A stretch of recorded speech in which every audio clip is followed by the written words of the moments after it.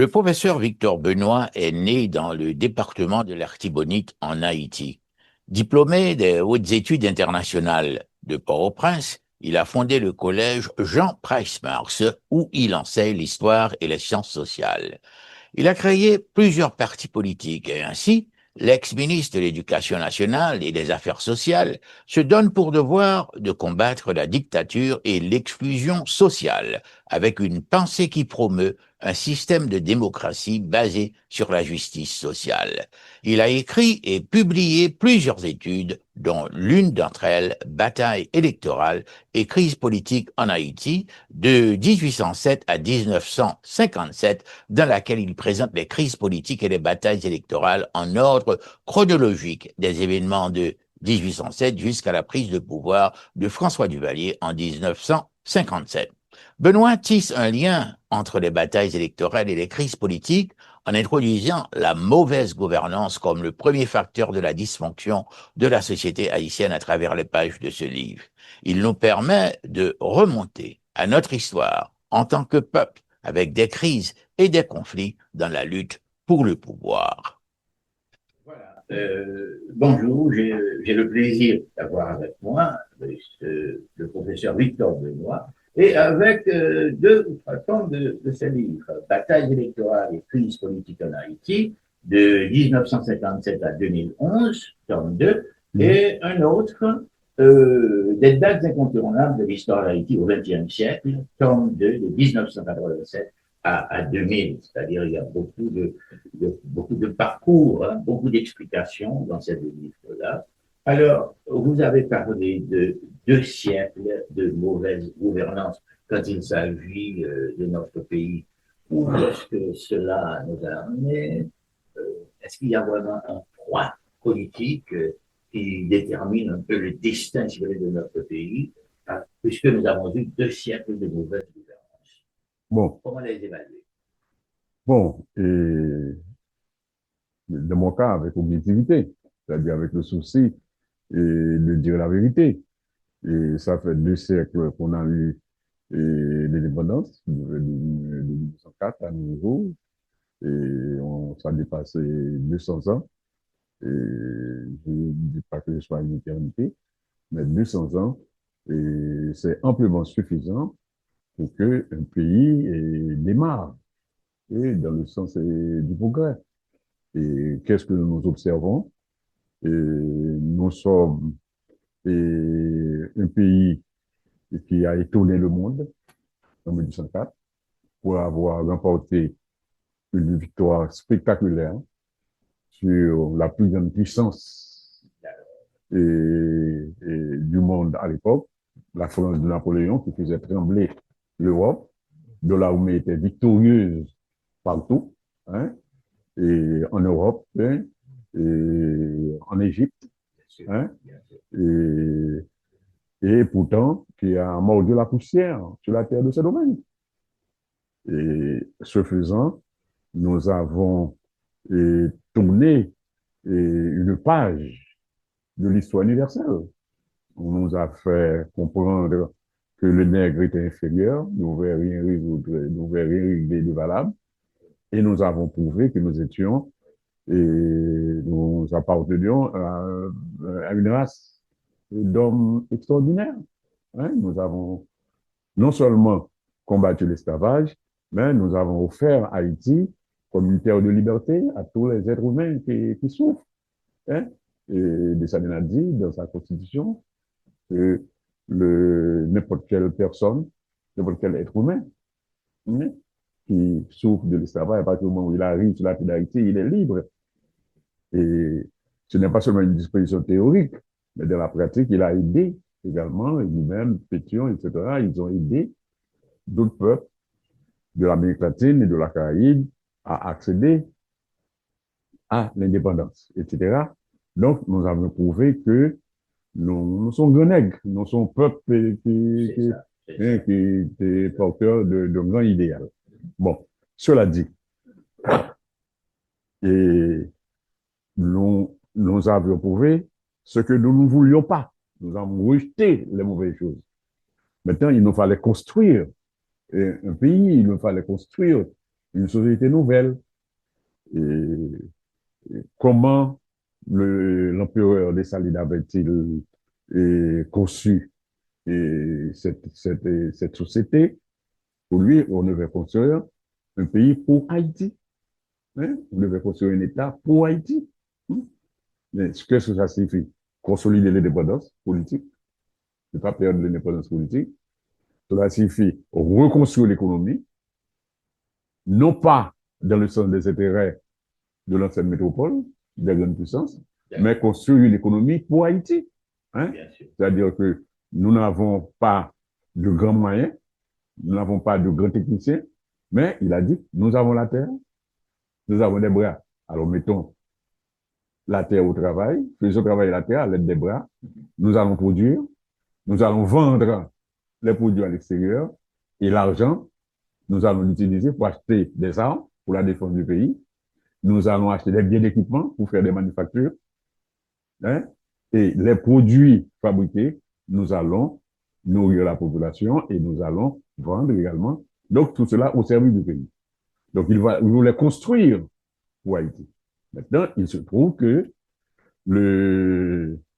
l'entente, l'union qu'on avait construite à l'Arcaïe, l'union a éclaté. L'union a éclaté. Hein? Ce qui était la base de cette union, c'était la menace. La menace que la présence française faisait peser sur la tête et des Noirs et des Mulâtres.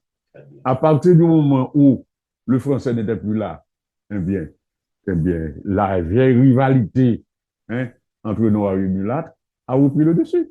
D'accord? Alors, ça a repris le dessus.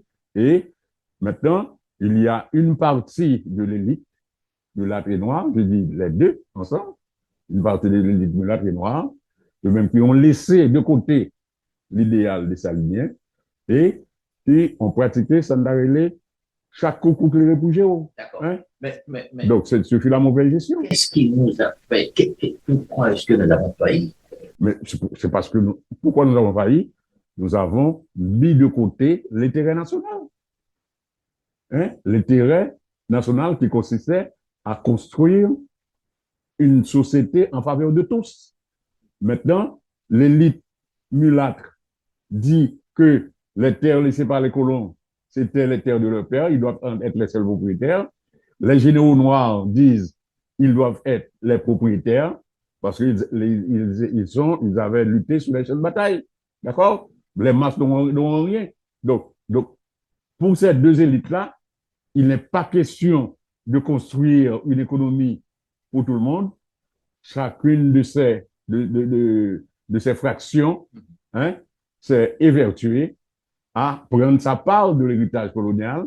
Oui, mais ce schisme-là qui est arrivé en Haïti, oui. Est-ce que c'est pas vraiment le résultat, si vous voulez, d'une entreprise peut-être internationale ou du monde international? Écoute donc, il y a eu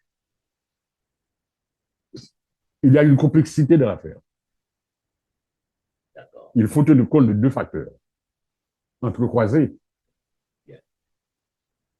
Pour moi-même, le premier facteur, il y a eu les rivalités internes entre les deux élites, et ça n'a pas commencé en 1804, en 1806, ça a commencé depuis 1796, hein, avec l'affaire Villatte, hein, qui avait opposé Villatte, leader des anciens libres, des Mulattes du Nord, et Toussaint Louverture, et qui s'était renouvelé également lors de la guerre civile du Sud, hein, entre Toussaint et Toussaint Arigo. Bon, maintenant, la présence de l'armée expéditionnaire a obligé ces deux élites à se mettre d'accord. Maintenant, le blanc n'étant plus là, la vieille rivalité a repris le dessus. C'est ça, vous avez si bien dit, les antagonistes. Oui, ça a repris le dessus. D'accord? Alors, maintenant, il y a les grandes puissances de l'époque, les grandes puissances colonialistes, hein, la CIS également, qui voyaient de mauvais œil les dépendances d'Haïti. D'accord? Pour eux, c'était donc un mauvais exemple. Donc, cette indépendance ne devait pas réussir. Haïti ne devait pas réussir comme pays indépendant. Hein? Voilà. Alors, ces puissances-là ont joué. On Pour, a voulu on, empêcher cette contamination, cette contagion. on joué, n'est-ce pas, pour faire échouer Haïti. Alors, maintenant, elles ont manœuvré de différentes manières. Hein? Il y a des menaces d'ordre militaire venant de la France, il y a des menaces, il y a des manœuvres diplomatiques, il y a des manœuvres d'ordre commercial, etc. Il y a eu la corruption, etc. De toute façon, ces manœuvres-là ont trouvé en Haïti un terrain propice. Le terrain propice, c'était donc la rivalité interne d'Haïti. Donc, il y a eu, entre les élites. Entre les élites, il y a eu ce qu'on appelle une conjonction de facteurs.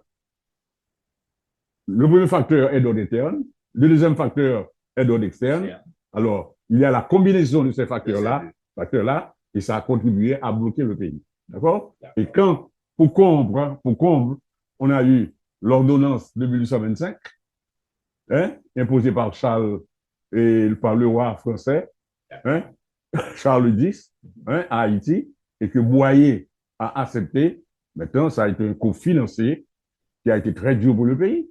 Pendant longtemps, on a dû immobiliser toutes les ressources financières du pays, hein, à payer une double dette de l'indépendance, laquelle indépendance pour laquelle on avait lutté, qu'on avait conquise. Okay. Il y a certains chercheurs qui disent que Boyer et d'autres ont été volontaires, c'est-à-dire c'est eux qui ont appelé la France pour dire que bon, voilà, nous allons payer. Il faut, une fois pour toutes, résoudre ce problème. Nous sommes disposés à payer à la France ce qu'il nous faudra pour que nous puissions être reconnus par le monde international. Et il y a une théorie de ce genre. Comment est-ce que vous réagissez? Oh est-ce qu'il serait possible aux dirigeants d'Haïti de se porter volontaire pour vouloir payer la dette, et même sans la demande express, si vous voulez, du gouvernement français? Il n'y a pas de recherche à faire. Ouais. Il y a les faits à rappeler.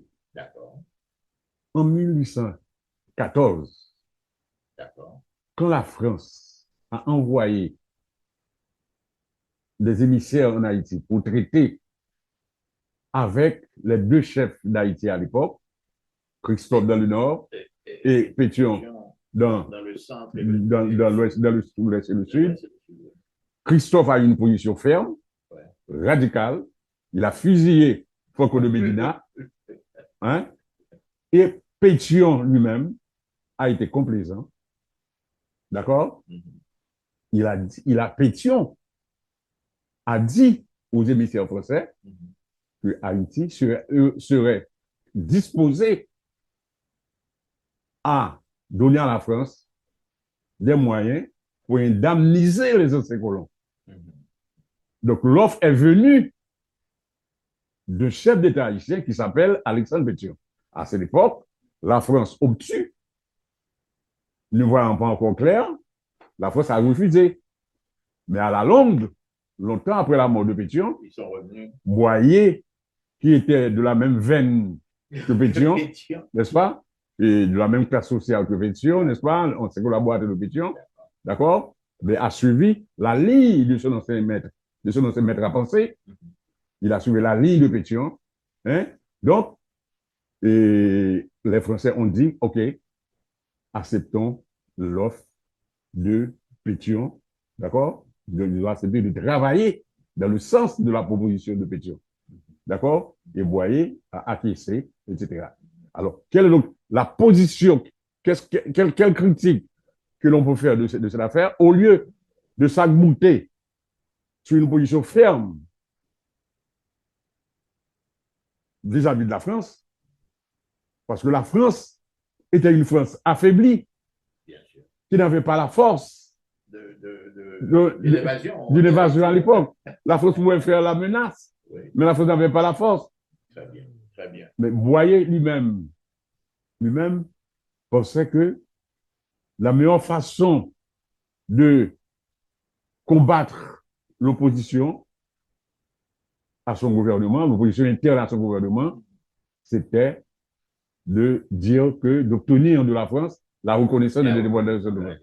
C'est-à-dire à partir du moment où le blanc dit que nous sommes indépendants, donc c'est une victoire. Oui, C'est une victoire, etc. Tu vois bien? Ouais. Donc, cette mentalité que nous avons au niveau de l'élite, d'une certaine élite haïtienne, hein, c'est-à-dire l'opinion du blanc compte beaucoup plus que toute autre chose, n'est-ce pas, dans le pays, que le pays. D'accord?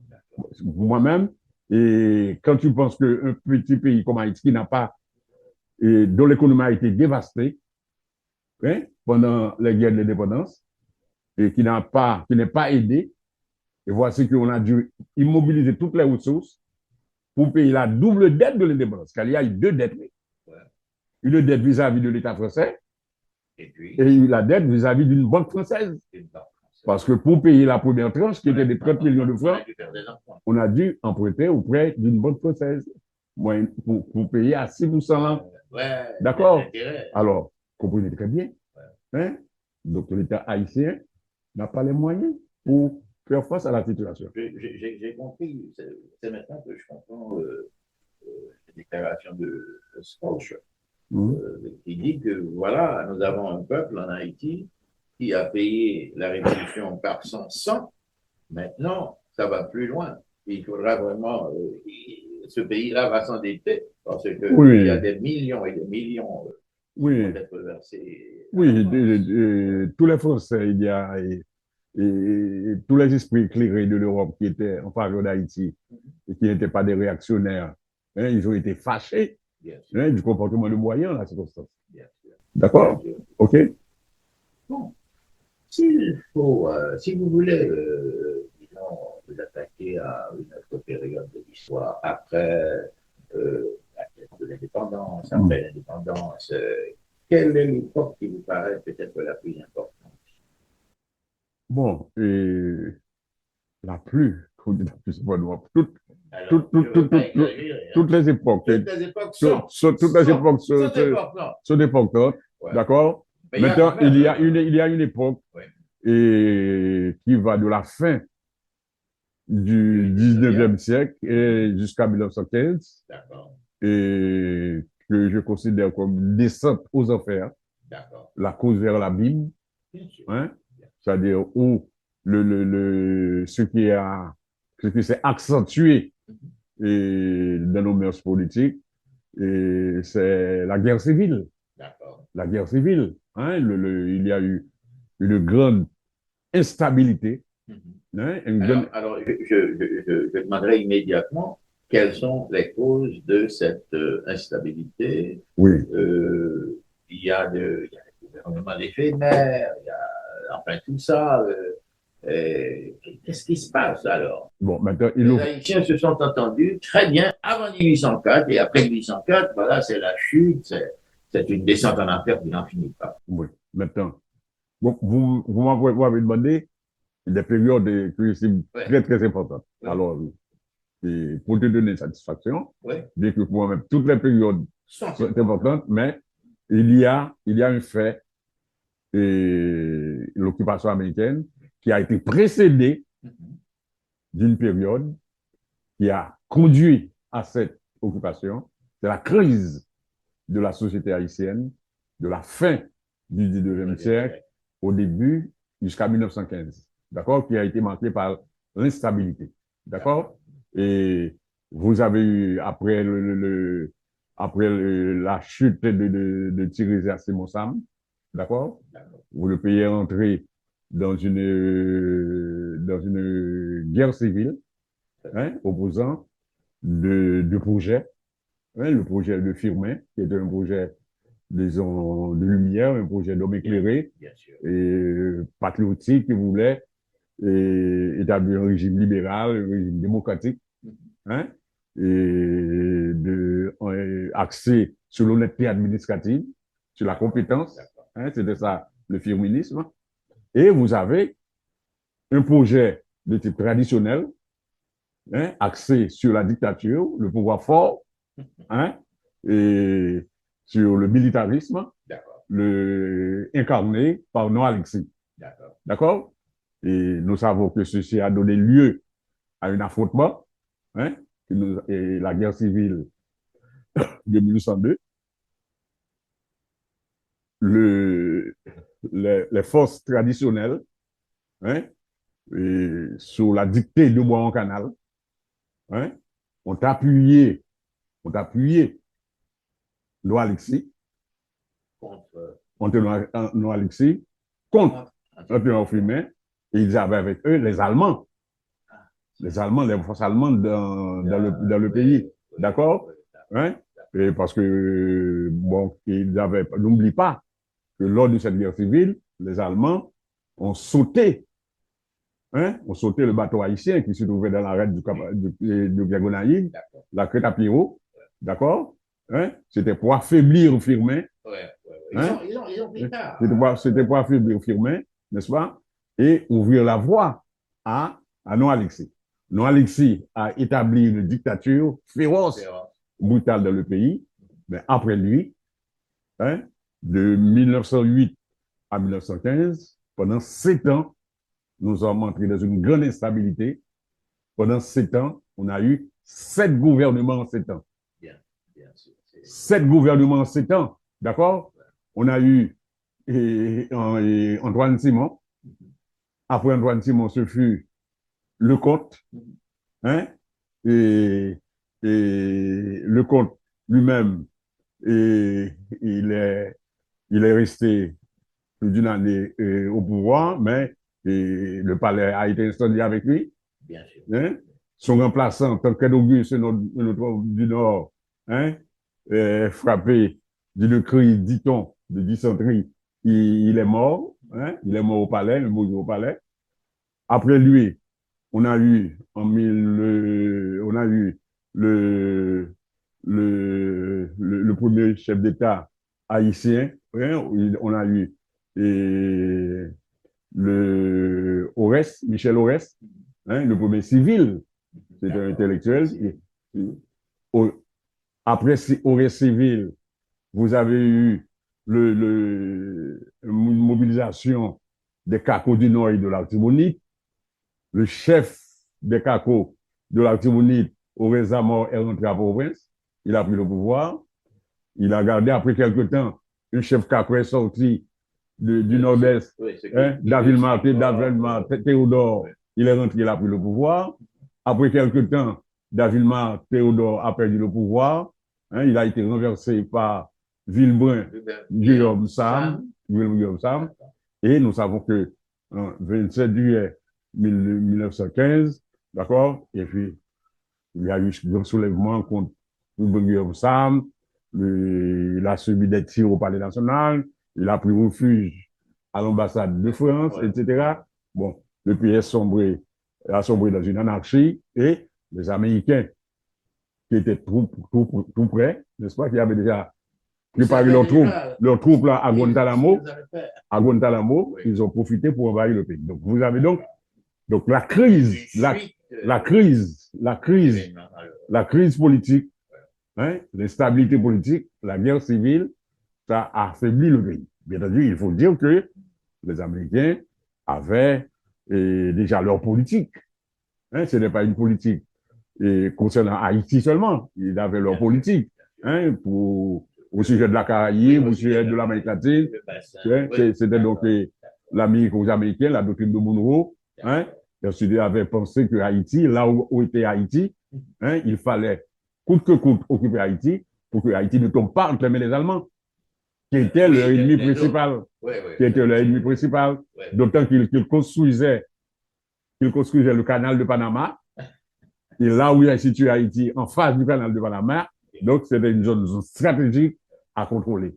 D'accord? C'était une façon, si vous voulez, d'expulser les autres pour qu'ils puissent. Oui, bien sûr, parce qu'ils avaient déjà fait, depuis Antoine Simon, ils avaient commencé une politique de pénétration. Bien sûr. Hein? Bien sûr. Et à travers la compagnie de chemin de fer, à travers l'implantation de champs de bananes, etc. Mais maintenant, ils n'avaient pas encore de manifestations de présence sur la forme militaire. Ils n'avaient pas encore placé leur homme au pouvoir. D'accord? Maintenant, en 1915, ils ont pris les choses en main et pendant 19 ans, ils ont occupé directement, n'est-ce pas, le pays. D'accord? Je demanderais immédiatement, oui. quelles seraient les répercussions de l'occupation américaine? C'est-à-dire, nous avons eu de 1915 jusqu'à 1934, c'est ça? Mhm. Et puis, après, quelles ont été les répercussions sur Haïti, Bon, l'occupation américaine d'Haïti? bon. Tout d'abord, à plusieurs points de vue, je dirais que sur le plan économique, et ça a favorisé et, une pénétration du type néocolonial. Et en Haïti, tu vois bien, pas la colonisation sur la forme traditionnelle, etc.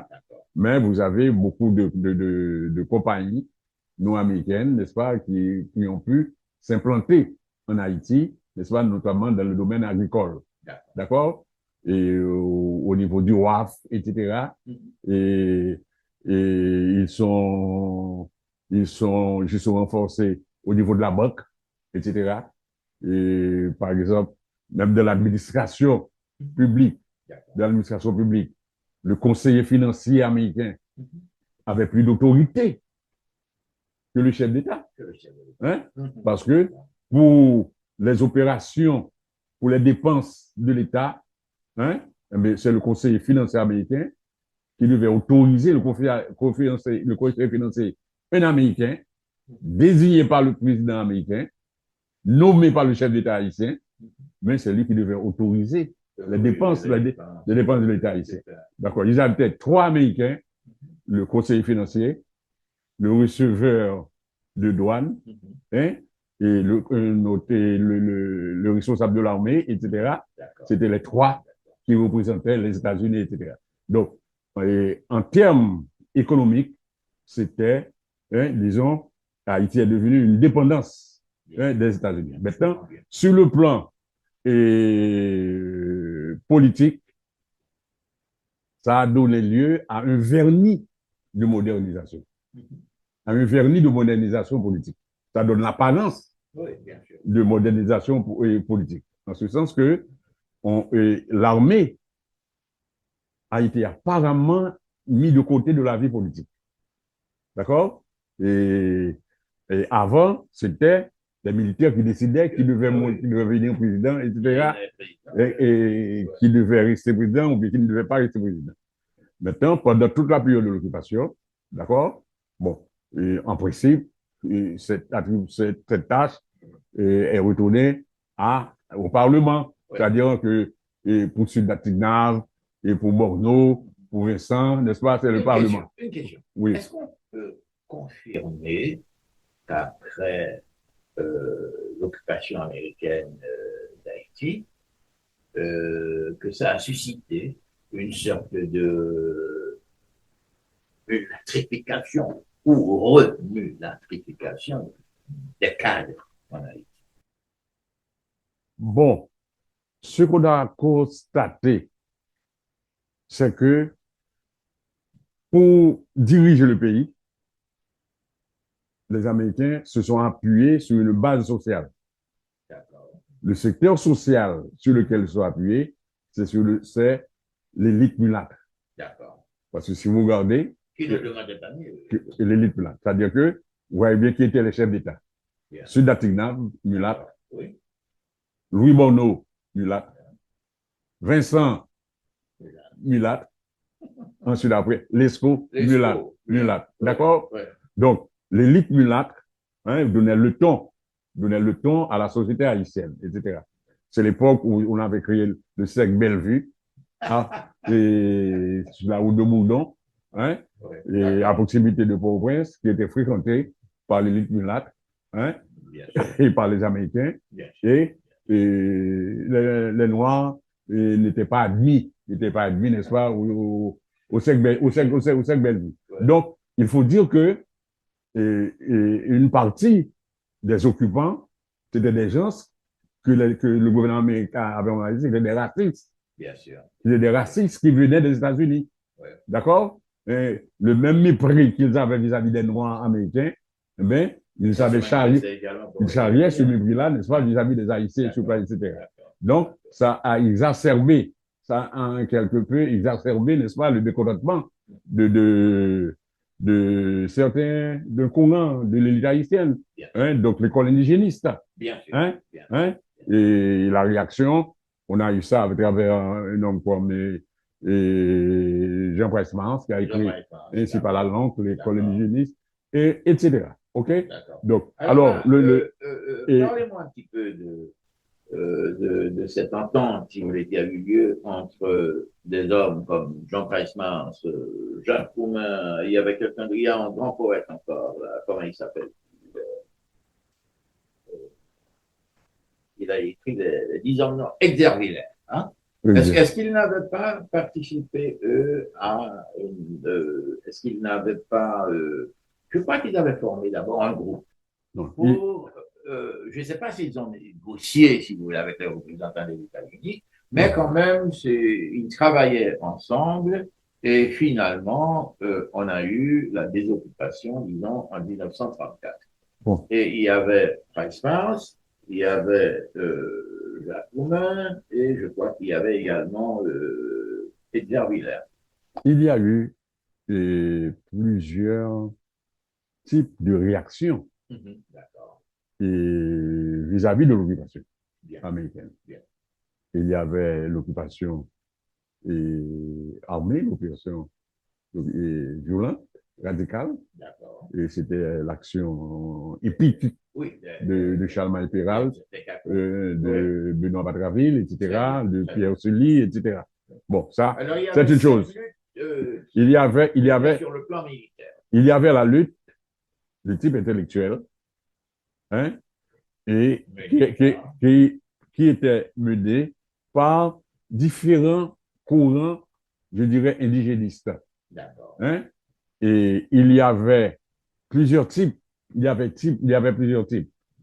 Il y avait ce qu'on appelle le courant de l'Union patriotique, Okay. hein, incarné par Georges Sylvain.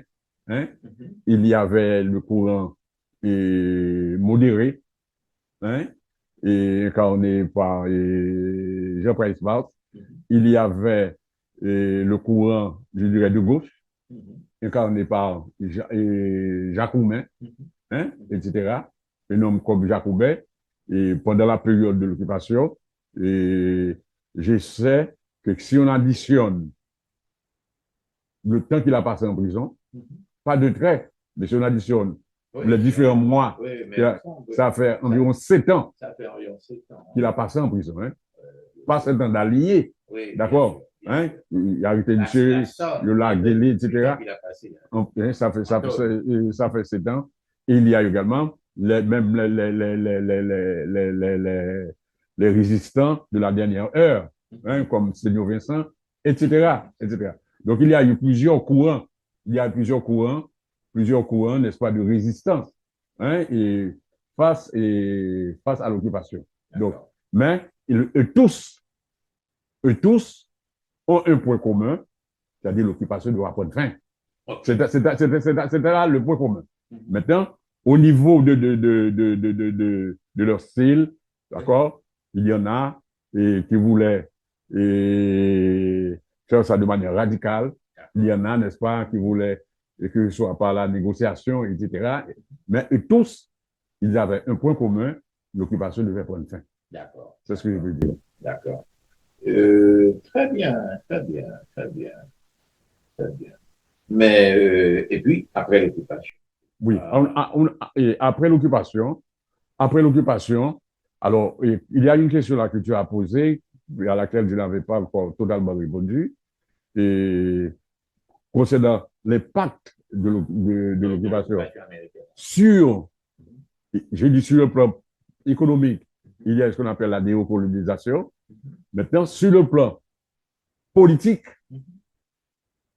ils ont laissé en place, ils ont mis en place un instrument. Les Américains ont laissé un instrument pour mener le jeu politique en leur faveur. Et cet instrument politique, ça a été la gendarmerie d'Haïti. D'accord? Ils ont détruit l'armée indigène, l'armée créée par Dessalines, hein, en 1803 pour la remplacer par la gendarmerie d'Haïti. Et laquelle gendarmerie d'Haïti, pendant longtemps, a été dirigée par des Américains. Bien. Hein? Les Haïtiens, n'est-ce pas, ne dépassaient pas le grade de capitaine. Mhm.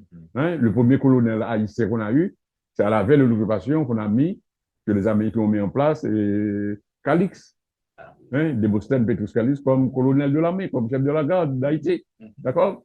Donc, cette armée qu'ils ont et cette gendarmerie qu'ils ont formée, ça a été un instrument, Ouais. hein, qu'ils ont pu utiliser Mhm. pour contrôler le jeu politique. Bien sûr. D'accord? En leur absence. Oui. Et si tu vois bien, Ouais. quels sont ceux qui ont, ont participé à la chute de l'ESCO, hein, la junte du 11 janvier 46, ça a été les membres, n'est-ce pas, disons, de cette gendarmerie. Hein? Et Paul Magloire est sorti de cette gendarmerie. D'accord? Hein? C'est cette gendarmerie qui a renversé également Estimé. Estimé. D'accord. Et tu vois bien, cette gendarmerie hein, qui a créé Kébo, qui a donné le pouvoir à Duvalier, etc. D'accord? Donc ça a été un instrument. L'avenir des États-Unis. Oui, c'est ça. Tout à fait assuré C'est ça. par Hein? cette C'est un instrument. cette gendarmerie d'Haïti. C'est un instrument, tu vois bien. Tu vois bien? On va Maintenant, ça. ils ont, et au niveau de ce qu'on peut appeler la classe politique haïtienne, hein, ils ont pu avoir à leur service des hommes, Mhm. hein, des acteurs, des personnalités, Mhm. hein, je dirais qu'ils ne voient et respirent que par les États-Unis. Mhm. Hein, D'accord, c'est-à-dire, d'accord. pour eux, être un Ouais, homme ce politique, sont des satellites. oui, ce sont des satellites, ce sont des gens et qui ne pensent pas haïtiens, qui ne pensent pas pour le Ouais. pays. C'est-à-dire que blanc d'où mourir. C'est fini.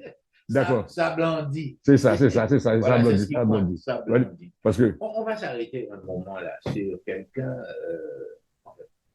Parlons un peu de Vincent. Vincent, je ne sais pas, mais durant ses premiers écrits de journaliste, il parle de ce pays-là qui est tout à fait dépossédé et qui dit que telle ou telle zone, si vous voulez, de l'économie est assurée par les Italiens, par les autres, par les Allemands, etc., etc. Donc, alors moi, j'ai cru entendre le discours d'un Haïtien authentique, c'est-à-dire que je pensais que c'est quelqu'un-là, une fois qu'il serait président, qu'il aurait accompli des merveilles.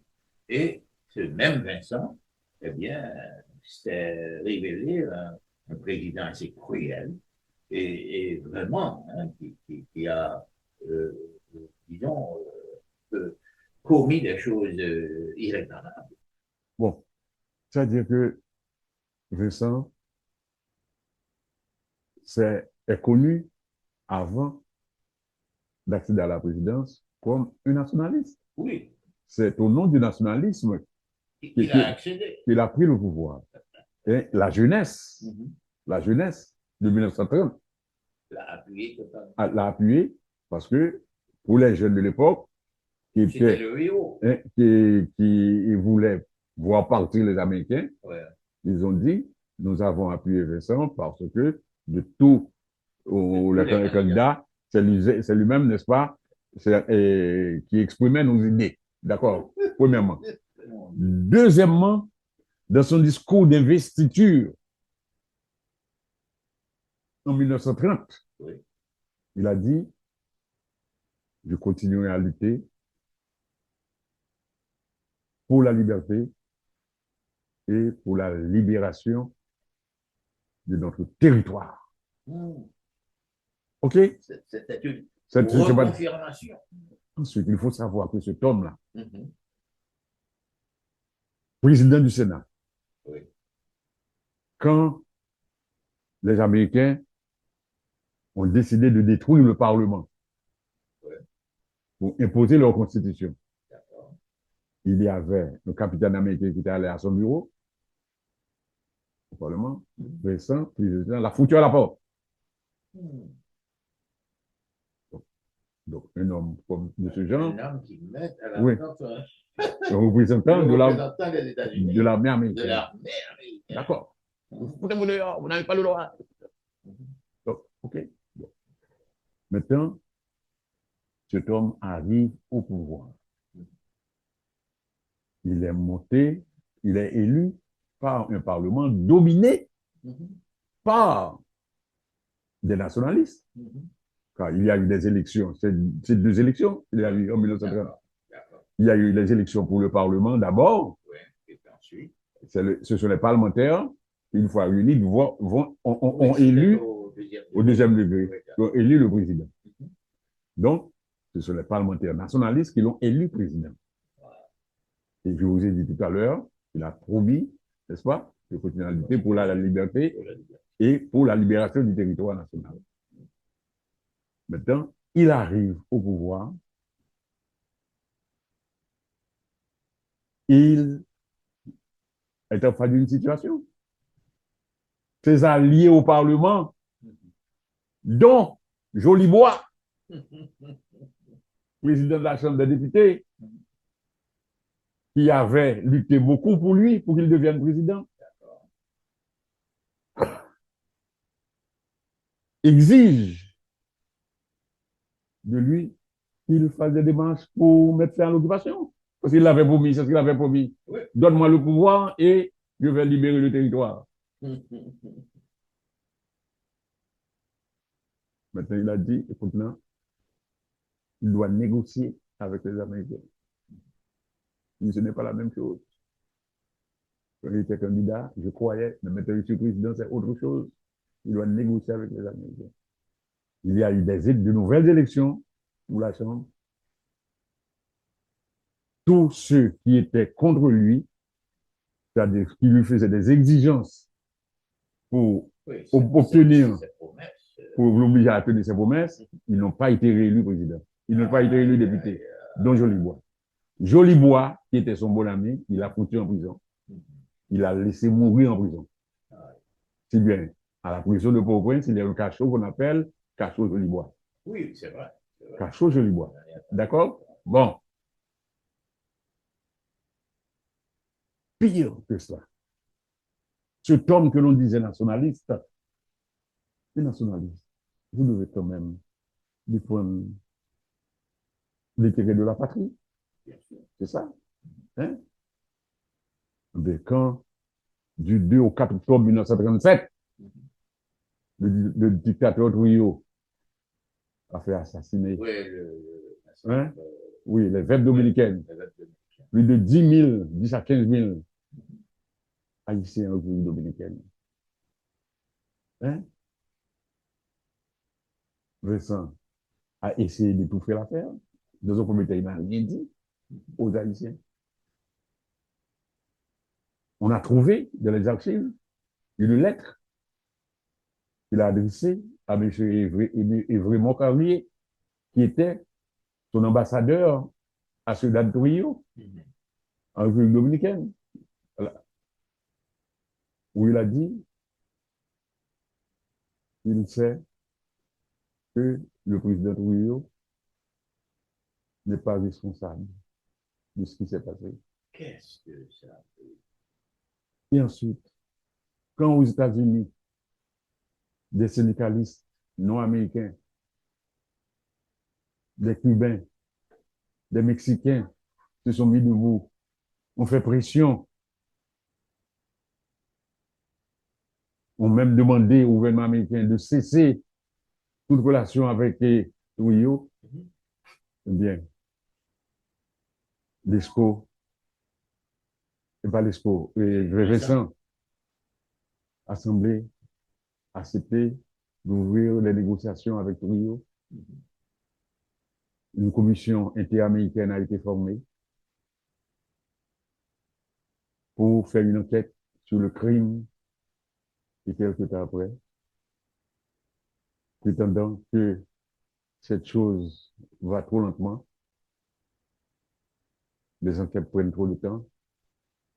Le gouvernement de Vincent a fait une déclaration disant qu'il opte pour la négociation bilatérale. Négociation bilatérale, c'est-à-dire République entre la République dominicaine et Haïti, il va résoudre la question à deux, en tête à tête. D'accord? Il a laissé la stratégie multilatérale pour la stratégie bilatérale. Et ça cachait une magouille. Magouille. Et c'est parce que le gouvernement dominicain avait promis à Haïti un argent pour faire le casse-frais pour ça, sous prétexte de dédommager les parents des victimes. D'accord?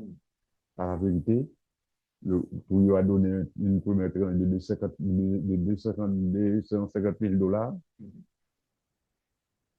et il avait promis de donner une balance de 500 000 dollars, mais finalement, Haïti n'a reçu, quand il dit Haïti, bon, le gouvernement récent n'a reçu que 525 000 dollars pour tout ce crime. Et les parents des victimes n'ont rien reçu. D'accord? Alors, c'est un malfaisant politique, ce Vincent-là. D'accord? Premièrement, c'est un faux nationaliste. Et deuxièmement, ce type, il n'a rien de démocrate chez lui. C'est un démagogue. C'est un démagogue. C'est quelqu'un qui te dit, avec les 3 B, on peut diriger Haïti. BA, c'est bâton, bouillon, bamboche.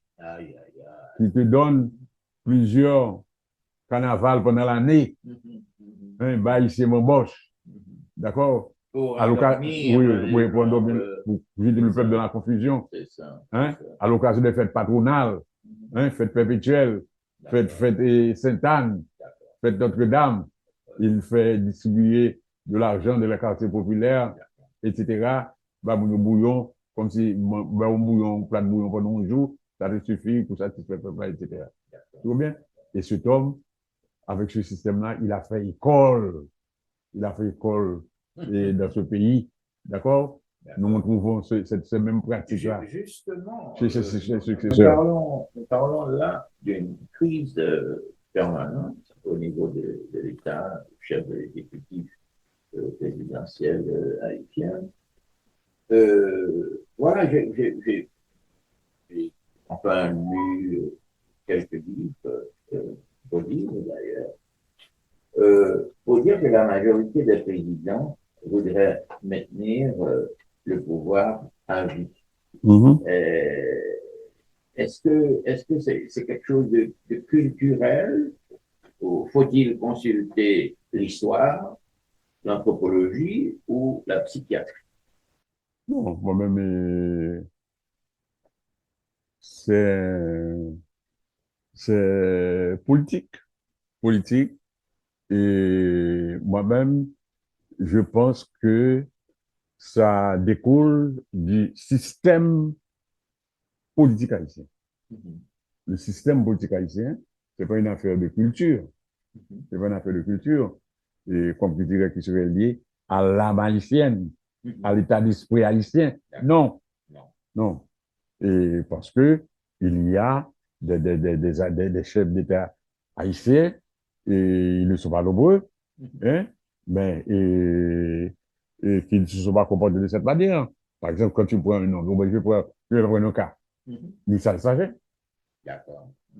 Michel Saget, hein, il a été président et en 1870, de 1870 à 1874. 1874, et ça a été la fin de son mandat. Il a été élu pour 4 ans. Hein? Bon, il faut dire qu'il a eu beaucoup de tracas, etc. Il a été un membre du Parti libéral, et le Parti libéral, qui était majoritaire au Parlement, ne l'a pas soutenu, etc. Boye Bachelet était président de la Chambre des députés, ne l'a pas soutenu, etc.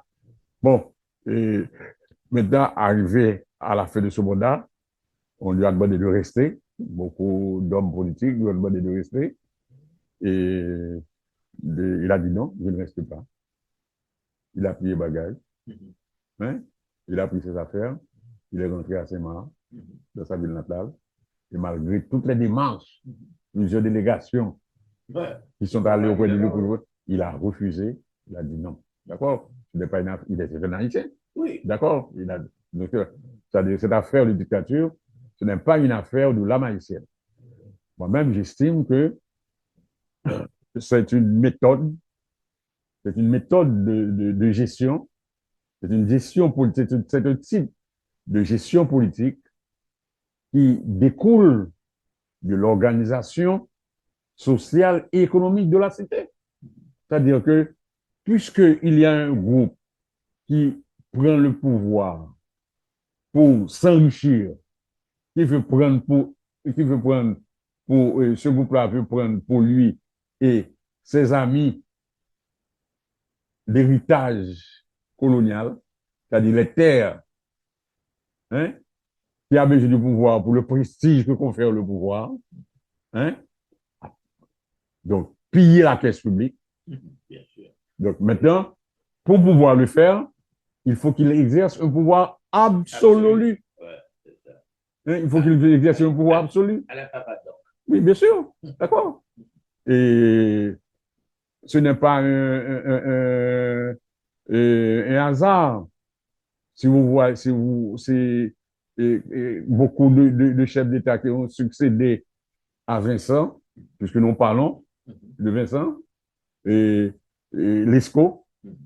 Lescaut a été ministre de l'Intérieur de Vincent. Bien sûr. Il a été son ambassadeur à Washington et à Ciudad Trujillo. Bien sûr. Hein? Voilà pourquoi là, on a retrouvé les lettres entre Trujillo et... Magloire était chef de la sécurité de Vincent. Oui, la même chose. D'accord. Et Duvalier,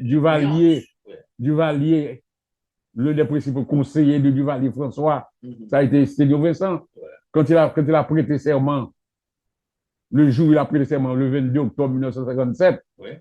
Quand il a laissé le Parlement, il n'est pas allé au palais. Il est allé voir Vincent pour que Vincent lui donne des conseils. Hein? D'accord? D'accord? C'est Vincent qui lui a donné le conseil. Il dit, si vous voulez mater des joies, nommer Duvigneau comme ministre de l'Intérieur, qui est mieux là comme lui. D'accord? OK. Donc, le vincentisme, hein, comme système de bluff, comme système de corruption, d'accord, de démagogie, hein, ce n'est pas un hasard. Si vous voyez bien, sous Duvalier, vous avez eu plusieurs carnavals pendant l'année. Oui, c'est ça. Hein? Chaque fois qu'il y avait quelque chose. Hein, carnaval des fleurs, hein, etc. Comme le carnaval, pour 2 ou 3 carnavals. C'est ça. C'est ça, oui. C'est ça le point. Si vous aviez à faire un choix en 1957, non, j'avais mon choix en 57. Oui. Mon choix en 57, c'était sentimental. Jumelle. Non, c'était Fiolet. D'accord. Parce que j'étais au Bel-Air. Oui. D'accord, j'étais au Bel-Air. Et je vivais au Bel-Air, de la zone du Perpétuel Secours, à la rue Ancaillou. Et tout le quartier était fioliste. Hein, parce que le Bel-Air, c'était le quartier de Fiolet. Parce que Fiolet, c'est le fils du Bel-Air. Bien sûr. D'accord, c'est l'école, etc. Tout le lycée était fioliste, donc j'étais fioliste. Et Fiolet, c'est un bel orateur qui parlait bien. Il y a un discours qu'il a fait, et je l'écoutais à la radio, il n'avait pas l'âge pour le fréquenter, des petits on a en etc. Mais je l'écoutais à la radio, il a dit, je vais dire ça en créole comme il l'a dit, hein, tant pis, s'il vous plaît, pas quitter Duvalier pour le pouvoir. C'est moi qui dormi avec Jean, nous connaissons Jean. S'il prend pouvoir, il ne peut pas Jean Bailly. Il va plus me la guérir. Et c'est un grand prophète. D'accord? Oui, malheureusement. Il dit, c'est mon dommage pour nous. D'accord? Donc, tout le quartier, n'est-ce pas, était fioliste, etc. Donc, maintenant, Et, Mais dites-moi. Il y a des gens qui me disent d'abord que il a été choisi comme président provisoire pour apaiser, disons, toute la tension qu'il y avait à Port-au-Prince, etc., puisqu'il était il est très populaire, oui, très très populaire, très populaire. populaire, on l'écoutait, et Non, c'est pas du bluff, hein, il était réellement oui, populaire. s'il demandait aux gens de rentrer chez eux, il l'aurait fait, etc., c'est ce qui a été fait. Mais on me dit que malgré cette accession à la présidence, il pensait quand même qu'il aurait pu encore participer aux élections. Oui, Est-ce que vous... oui, Oui, donc, mais d'après la... vous manque bien. Oui, d'après la Constitution... Je n'étais pas encore dans les arcanes de la politique, tu vois bien. J'étais un D'accord. élève du lycée, tu vois bien, en sixième, Oui, tu vois bien. Mais, et, ça c'est en 85. Je oui, sais pas. mais je pense, mon interprétation aujourd'hui, c'est qu'il voulait aller, il voulait rester comme candidat à la présidence. Parce que on lui a posé une question, une journaliste qui lui a posé une question, j'ai lu ça après, et, mais qui lui a dit, mais président, la Constitution ne vous autorise pas à être candidat. Je dis, ai-je pris le pouvoir au nom de la Constitution? Point d'interrogation. Il est resté là. D'accord? Alors, j'estime que il y a eu beaucoup de manœuvres. J'estime que l'erreur de Fiolet, c'est que il a pris le pouvoir. Oui, la raison était noble, la raison apparente était noble, apaiser la situation, éviter la guerre civile dans le pays, parce que le pays était, après le 25 mai, était au bord de la guerre civile. Oui, d'accord, il fallait quelqu'un pour apaiser la situation. Mais celui qui a monté le coup pour lui offrir le pouvoir, c'est Duvalier. Ouais? Parce que Duvalier avait pensé que et dans cette affaire, dans cette ambiance-là qui se développait, des joies ayant avec lui des membres de l'état-major de l'armée, hein, des joies pouvaient facilement devenir président. D'accord? Mais il n'a pas voulu. Non, il fallait barrer la route à des joies. Barrer la route à des joies, donc il fallait placer Fiolet comme président, c'est-à-dire couper l'alliance. Ou bien qui existait entre Desjoies et... Il y avait une alliance de fait. Oui, d'accord. Il y avait une alliance de fait entre Desjoies et Fiolet. Hein? Sur quoi? Sur le collégial. Parce qu'il y a un gouvernement qu'on appelait le gouvernement collégial, c'est-à-dire avec plusieurs, à plusieurs têtes. Oui. Hein? Il y avait, je crois, 10 ou 11 ministres. Ouais. D'accord? Les candidats étaient représentés. D'accord? Et Duvalier, ayant réalisé que les portefeuilles des affaires étrangères et de l'agriculture ne lui convenaient pas, a retiré ses candidats, a retiré ses ministres du gouvernement, a déclaré que le gouvernement est devenu un gouvernement croupion. Hein? Donc, à partir de ce moment-là, il a combattu le gouvernement en mobilisant ses partisans de l'Artibonite, de la Grandance, etc. Donc, et il a utilisé également ses amis de l'armée. Il avait ses amis au niveau de la partie intermédiaire de l'armée, quelques lieutenants, quelques capitaines de l'armée. D'accord?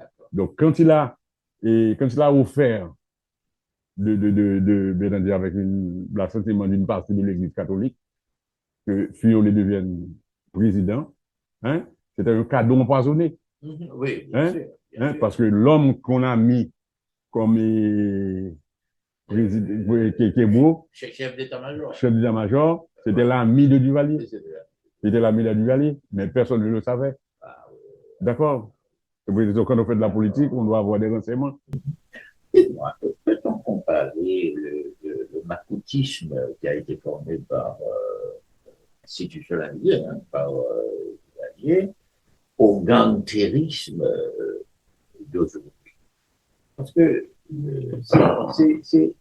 Moi, je trouve que tout ce que le macoutisme a réalisé au pays, c'est simplement montrer qu'il n'existait vraiment pas d'avenir pour notre pays. C'est-à-dire, il faisait tout, euh, tous les pouvoirs, il n'y avait pas de limite du tout. Et c'est ce que font les gangsters d'aujourd'hui. Non, moi-même, j'ai traversé toute la période. Je vous dis, en 56-57, j'étais au lycée. Donc, j'ai vécu, à mon âge, après j'ai 84 ans. Donc, je suis passé par toute cette période-là. Donc, j'ai vu, j'ai compris. Hein? Et, et quels sont les faits? Avant de comparer, quels sont les faits? Duvalier, pour asseoir son pouvoir, pour exercer sa dictature, a créé la milice de Maputis comme un instrument pour contrebalancer l'armée. Bien sûr. Hein? Parce que l'armée est renversée devant ses estimés. Avec des velléités. Hein? Il ne fait pas confiance. Ouais. D'accord? Ouais, bien, il ne fait pas confiance. Thébo qui lui avait donné le pouvoir, il a révoqué Thébo. D'accord. Et les autres chefs d'état-major qui sont venus après, ils ne les gardent pas longtemps au pouvoir. Ils créent une stabilité. D'accord? Donc, son obsession, c'était donc de neutraliser l'armée. Donc, il a créé la milice corps. D'accord? Premièrement. Deuxièmement, il est le chef unique et absolu de la milice. D'accord? Tout, quand on passe pendant la journée auprès du palais national, vous voyez les gros chefs Makout, ils sont aux abords du palais. Ils ne font rien là. Ils sont à la disposition du Duvalier qui peut les appeler à n'importe quel moment pour leur donner des additions. D'accord? Il y a un chef. Il y a un chef. Il donne des délégations de pouvoir à des chefs, etc. OK? Bon. Donc, c'est un corps, je ne dirais pas formé, mais structuré. Pas formé, non, c'est-à-dire pas formé du volume militaire et en attaque militaire, n'est-ce pas? Mais structuré. D'accord? Et mettez mon nez pour il mettait Zakardel bon côté, il mettait Sanet Balmire et Jérémy, etc. Il mettait Pelota et au Cap, etc. Un peu partout. Il dominait tout, etc. par ces gens-là. D'accord. Bon. Ensuite, il avait la capacité de les sanctionner également, parfois. Pas constamment. D'accord? Hein? Mais il a sanctionné, il estimait que si mon enfant bagaille qui pas fait le plaisir. D'accord? Ensuite, il quitté, récemment encore, certains chefs par contre rançonnaient les gens, les propriétaires de magasins, Oui, d'accord. hein, les propriétaires de magasins, à l'exigio.com, etc., etc. OK. Il faisait des abus également. Il prend mes petites filles, il pas, ou puis une fille a pas voulu, ou a disparu tout son bail comme ça, pour pas etc. Bon, toute la famille. Okay. Bon. Mais maintenant, qui ça moins cognien? Quels sont les faits que moins cognien? Bon. Moins est que vient des mondes qui sortent dans le même quartier populaire avec Makoutio, dans la Coubria, la Saline, tout le quartier populaire, même bagaille, c'est même clientèle sociale là. Mais il ne pas répondre non chef. Il n'y a pas un seul chef à la tête, comme vous dites. Et deuxièmement, moun sa yo, yo rançonné, oui, il a rançonné moun, mais yo rançonné même moun qui dans même classe sociale avec eux. je prends, je prends quelques grands, je prends sur quelques grands privilégiés, mais pas en pile. D'accord. D'accord? Autrement dit, au lieu d'être au service d'un chef d'État, j'ai l'impression qu'il est plus au service de quelques grands nègres dans la société, dans classe privilégiée. Et puis, yo, yo, yo créé un système côté, yo éclaté l'État. Par exemple, il y a pris taxe sur le monde dans la rue, machine qui a passé, etc. Du vas aller qu'on fait ça, oui. Mais tout l'argent, c'est qu'un monde, Ouais, ouais. il fait porter l'argent bali au palais. D'accord? Mais bagay ça, on y a plusieurs têtes qui a fait. C'est multipolaire. C'est multipolaire. Son corruption liée, dans les deux cas, c'est corruption, mais sous corruption, celui lié, il était en corruption ordonnée, ça lui-même sous corruption désordonnée. Donc, alors, pour moi-même, je suis capable de dire, si vous me faites une comparaison, je suis capable de dire, tous les deux, ça traduit en désordre, mais qu'on y a le pire. D'accord. Le pire. Parce qu'il n'y a pas de limite. Il n'y a pas de limite là-dedans. C'est-à-dire que, et longtemps, on m'a coup de fond mon abus, au capable de chercher un autre pays, on m'a coup pour côté. Quoi côté du Valais. C'est ça. Quoi côté du Valais, qui reviendra les oreilles. Il a les oreilles, ça. Ça, on va gagner. On va gagner ça. Pas ça. Donc, c'est que, ça, la crise, ça traduit une dégradation de la crise de l'État, de la crise de la société, etc. D'accord? C'est-à-dire l'État dégringolé, l'État débordé. Oui. Bon temps là, oui. Que faudrait-il faire pour pouvoir conduire Haïti vers la décence, vers la lumière, à un état de droit? D'abord, est-ce une utopie d'y penser? Non.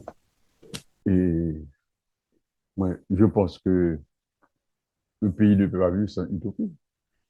Il faut une utopie, il faut un rêve. Il faut un rêve pour Haïti. Hein? Et, et maintenant, la Chine est la deuxième puissance du monde. Ils ont un rêve. Hein? Et n'oublie pas, il y a environ 40 à 50 ans, la Chine était un pays pauvre. Hein? Mais il faut dire que après la mort de Mao, il y a eu Deng Xiaoping, un homme qui est venu. Hein? Il a chargé un rêve.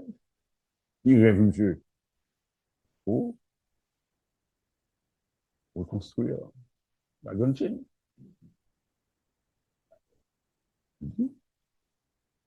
Avant l'arrivée de l'Occident en Chine au 19e siècle, nous étions la plus grande civilisation du monde.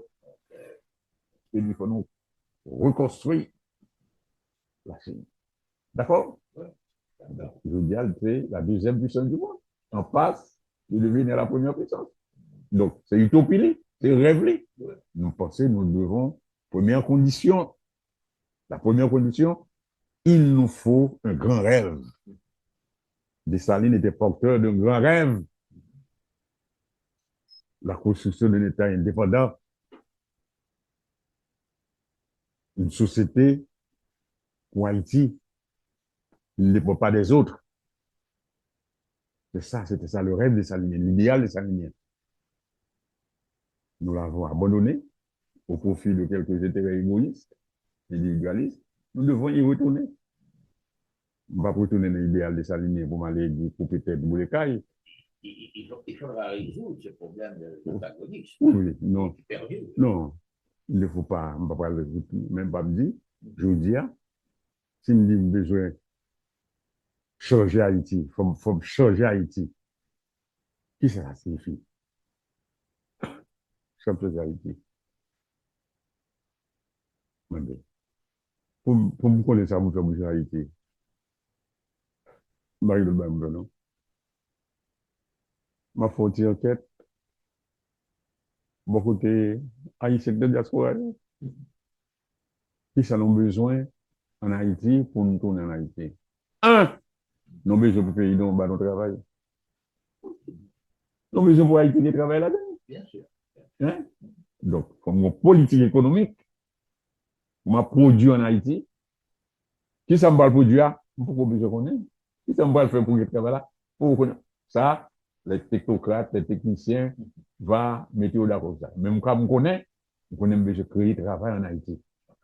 Deux, on a besoin de la santé pour Haïti. D'accord? Bon, pour créer, sur la santé. Besoin l'école pour Haïti. Besoin de route pour Haïti. Donc, comme un projet économique et social pour le pays. C'est ça, oui. C'est la première condition. Maintenant, deuxième bagage, Abdou, il faut que nous ayons la paix dans le pays. Il faut que nous pas de bagage écraser les eaux, nous pas de bagage macoute, nous pas de bagage, même si je vais dire sous forme macoute, nous pas de bagage qui fait un abus, etc. Parce que macoute, c'est ça, abus, c'est lié. Pas de qui fait un abus, comme par le passé. D'accord, oui. Donc, il faut l'état de droit. Il faut l'état de droit. D'accord. Tout ça, là, gros problème politique pour lui. Ah oui, condition politique là, il faut qu'on ait une équipe d'hommes et de femmes qui prennent pouvoir, qui arrivent au pouvoir et qui connaissent et que dictature pas la donner. Et il faut que nous respections les règles de l'état de droit. Est-ce que nous avons privé d'un trait? Non, nous n'avons pas arrivé de trait. Nous n'avons pas arrivé de trait. Est-ce que nous n'avons pas arrivé à une grande démocratie d'un trait? Non. Je pense qu'il faut être étapiste. Je pense que l'état de droit doit être objectif. Tout comme développement économique là, ça doit être objectif. Mais il faut passer par plusieurs étapes. Il faut passer par plusieurs étapes. Pour nous arriver à développer économique là, faire production, etc., comme créer les conditions, comme créer la confiance pour nous investir dans notre pays. Comme faire ça. D'accord? Pour que nous arrivions à l'état de droit, il faut que nous ayons un minimum. Donc, nous avons besoin de monde, besoin. Au départ, on a besoin au départ pour que nous fassions. Bon, je pense que Aristote dit non, depuis l'Antiquité, il faut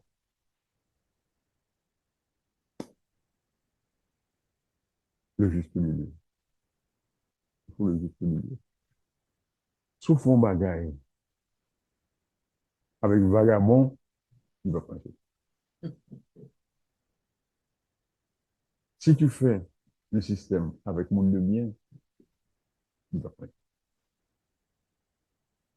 Pour mettre tête dans la société là, il y a vagabond, il y a monde de bien. Pour même monter monde de bien, mais il faut chercher une façon où il faut un espace. Un espace où faire fixer les règles. C'est règle pour fixer. C'est règle pour fixer.